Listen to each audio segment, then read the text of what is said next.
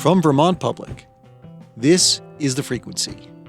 I'm Mitch Wertlieb. It's Wednesday, February 5th, and here are today's headlines. Vermont lawmakers are preparing to scrutinize hundreds of millions of dollars in COVID-era appropriations that may not be yielding adequate returns to taxpayers. Virginia's Representative Matt Byrong is the Democratic chair of the House Committee on Government Operations. He says the unprecedented amount of spending approved by lawmakers in recent years requires stricter oversight and accountability measures by the legislative branch. And then we need to realize if they're being utilized in the way that the legislature intended, and if not, we reevaluate those appropriations and those functions. Byrong says lawmakers may decide to revise or eliminate programs that are not achieving the legislature's intent. And he says that could free up money for other priorities in next year's state budget. Young Afghan refugees settling in the Brattleboro area will have access to academic tutoring, post-secondary planning, and other support. That's thanks to grant funding secured before recent changes to the U.S. Refugee Resettlement Program. Last month, President Trump paused the program and froze funds for groups that support refugees, including in Vermont.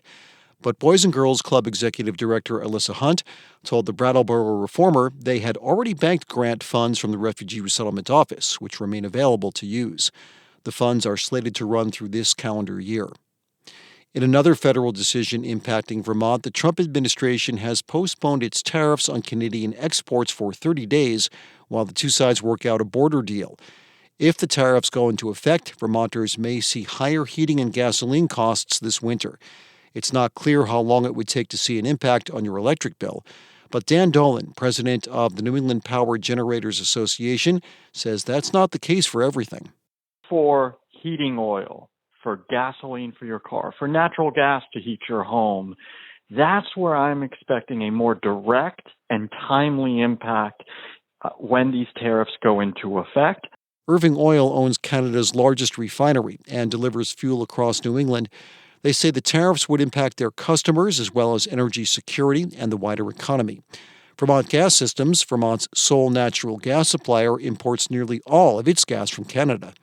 A large share of Vermont's electricity comes from imported Canadian hydropower, and roughly 80% of New England's gasoline and diesel comes from Canada.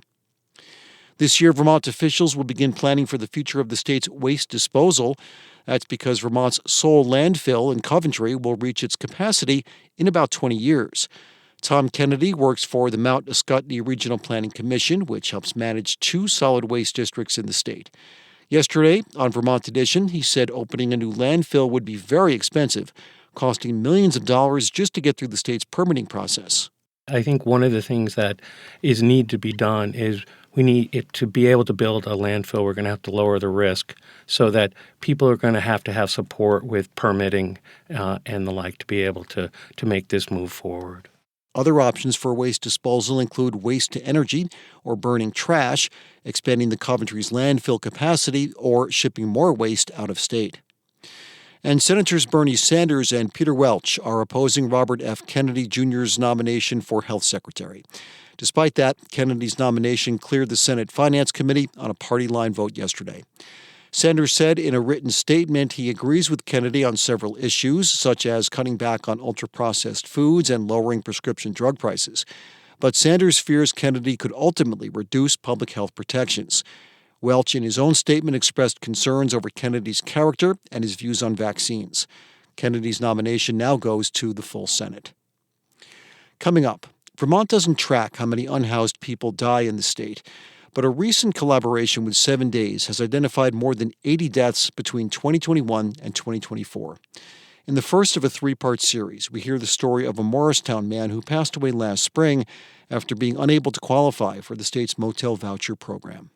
That's after this. Thanks for listening to The Frequency, where support comes from VITA, supporting business growth and innovation in the Green Mountain State. From agriculture to manufacturing, energy to food production, find solutions that turn your business dreams into reality. Visit VEDA.org and see how VITA can help make it happen.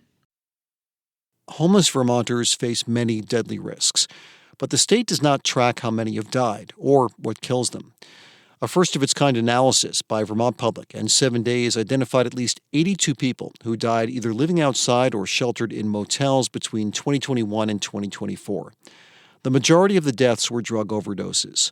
Several people were hit by cars or died prematurely from health conditions exacerbated by their existences on the edge. Many of those deaths happened in largely invisible ways, in tents, sheds, motel rooms, and dumpsters. This week, we're bringing you 3 of their stories. In this first installment, Vermont Public's Liam Elder-Connors reports on a longtime Morristown local. Morristown Police Chief Jason Luno got a call around 9 p.m. on a night last April. There was a body in a shed next to a softball field. The shed was near some businesses, too, including a mobile home manufacturing company. I mean, it wasn't really hidden. It was probably 60 yards off the driveway down into the businesses that I mentioned. It was a small shed, about 10 feet by 15 feet. There was a mattress pad and some food inside. Luno recognized the dead man who appeared to be living there. I mean, Michael was he was a local. He's been in our community, I believe, most of his life. Luno had just seen Michael Malin the day before. Malin had walked by while Luno was arresting a woman during a traffic stop. There was a dog in the car, and Malin offered to walk it to a family member in town. And he actually took his belt off his pants and used it as the leash for the dog. And he took the dog because the vehicle was going to get towed. Malin, who was 45, struggled with drugs and alcohol. He'd been in and out of prison for decades.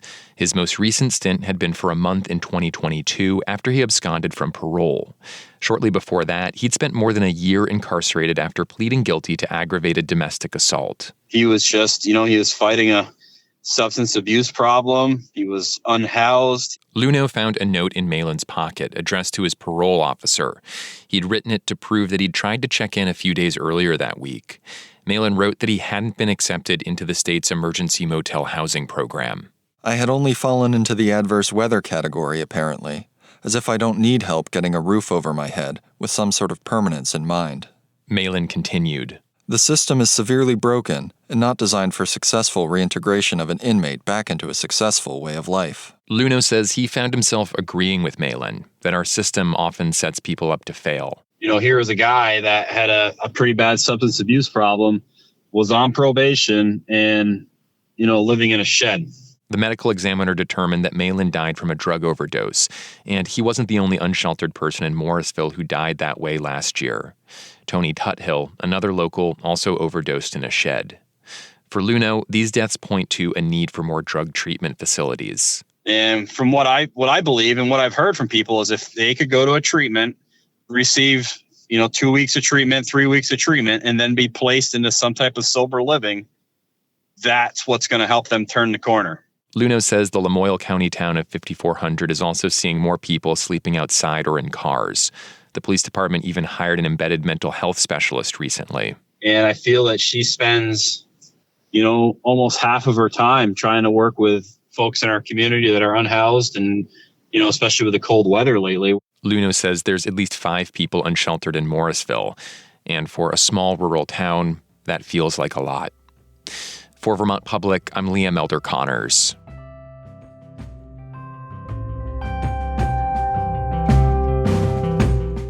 This story was co-reported by 7 Days staff writer Derek Brower. You can read the story at vermontpublic.org, at 7daysvt.com, or in this week's print edition of 7 Days. Thanks for listening to The Frequency today. We had additional reporting from Peter Hirschfeld, Jen Jarecki, the New England News Collaborative, Michaela Lafrac, and Adia Golston. Our executive producer is Kevin Trevelyan, and our music is by Blue Dot Sessions. I'm Mitch Wertlieb. Talk to you tomorrow.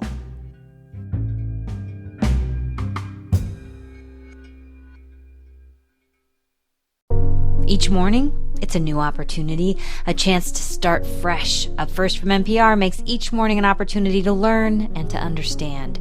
Choose to join the world every morning with Up First, a podcast that hands you everything going on across the globe and down the street, all in 15 minutes or less. Start your day informed and anew with Up First by subscribing wherever you get your podcasts.